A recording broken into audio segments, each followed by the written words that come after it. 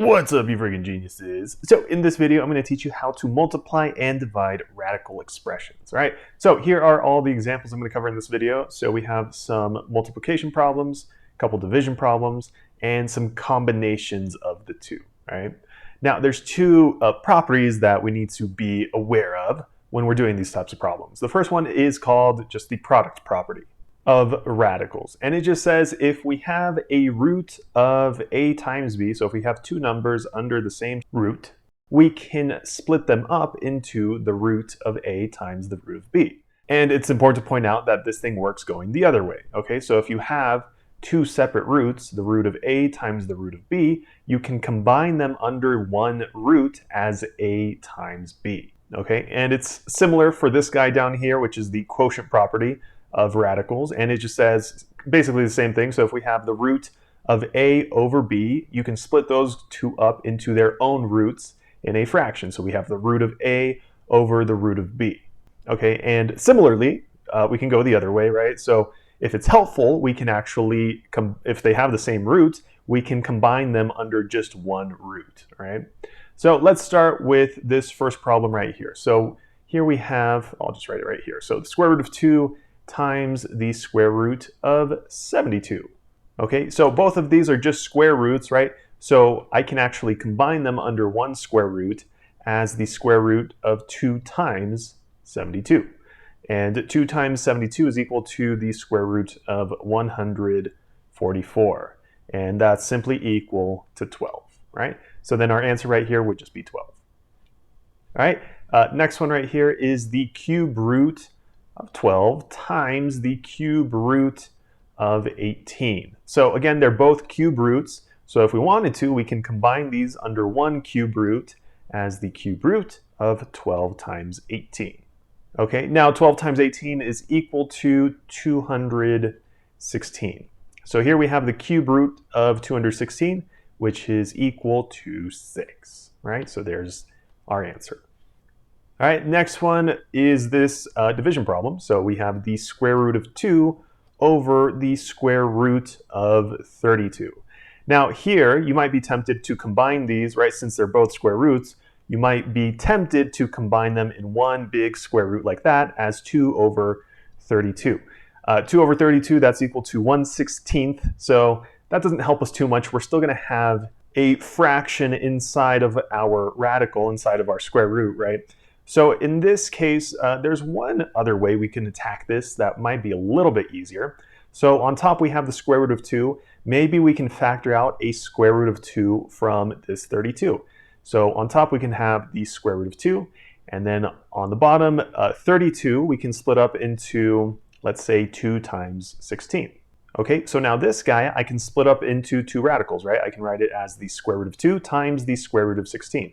So that's what I'm going to do. So on top we have the square root of 2, and on the bottom we have the square root of 2 times the square root of 16. So on top we have a square root of 2 and on the bottom, so those cancel out. So then we're just left with 1 over the square root of 16, and that's equal to 4, right? So then this is equal to 1/4, right? So that'd be our answer here. Now the next division problem is the fifth root, there we go, of 486 over the fifth root of, well, just 2. Okay, so in this case, it would be useful to combine these two as the fifth root of 486 divided by 2.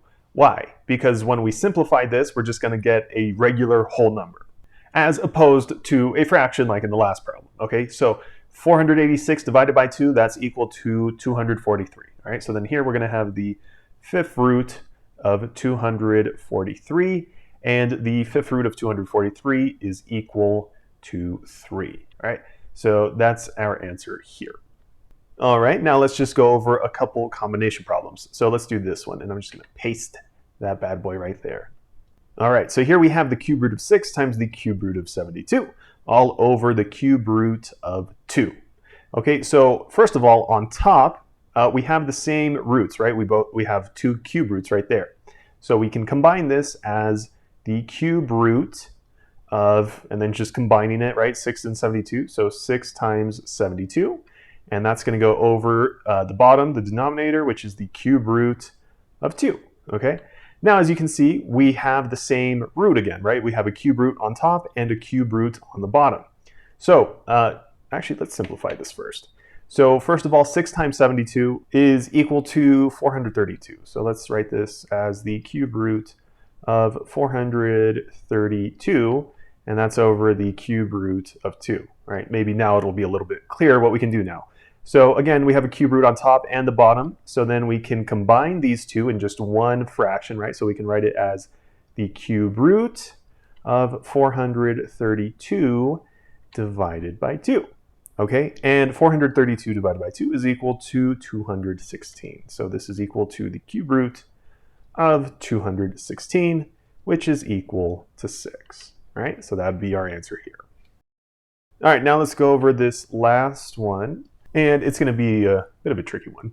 So here we have the cube root of 3 times the cube root of 18 over the 6th root of 2 times the 6th root of 2. Okay. So on top, as you can see, we have the same roots, right? They're both cube roots, so we can combine those. So we're going to say the cube root of 3 times 18, and that's going to go over our denominator over here. So the 6th root of 2 times the 6th root of 2. Well, since they're the exact same, I'm just going to write it for now as the 6th root of 2 squared.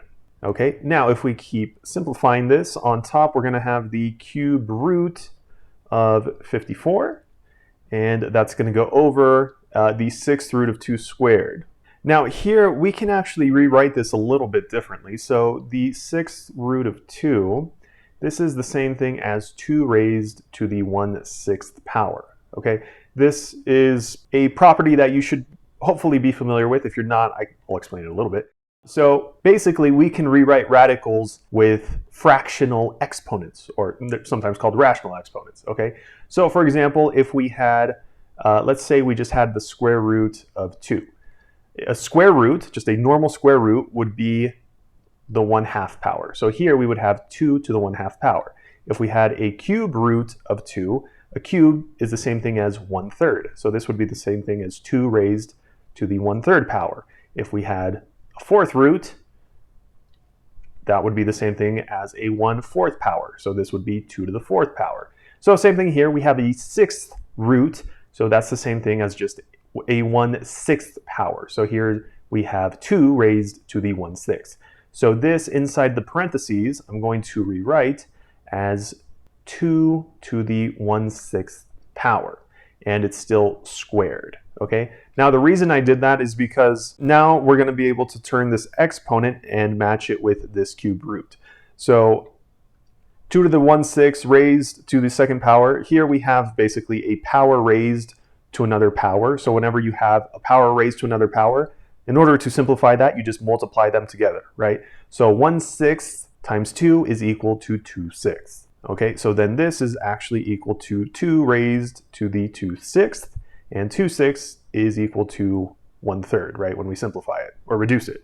So here on the bottom, we're going to have 2 raised to the 1/3, and on top we still have this cube root of 54. Okay, now like I just explained, 2 raised to the 1/3 power, right, 2 raised to the 1/3 power is the exact same thing as the cube root of 2. Right? So now we can rewrite this 2 to the 1/3 as the cube root of 2. Okay, now on top we have the cube root of 54. 54, can we factor out a 2 from 54? So we can match this one. And actually we can, right? Because we can say 2 times 27, right? That's equal to 54. So here we're going to write the cube root of 2 times 27. Okay, now the last thing I'm going to do is just split these two up into their own roots, right? So we're going to write it as the cube root of 2 times the cube root of 27, again, over the cube root of 2, all right? So we have the same thing on the top and the bottom, so those cancel out. So then we're just left with the cube root of 27, and that's simply equal to 3, all right? So this one definitely was a tricky one, but our answer right here, again, is just 3. So if you found the video helpful, definitely leave a thumbs up down below. And if you have any other questions or want to see any other examples, just let me know in the comment section below.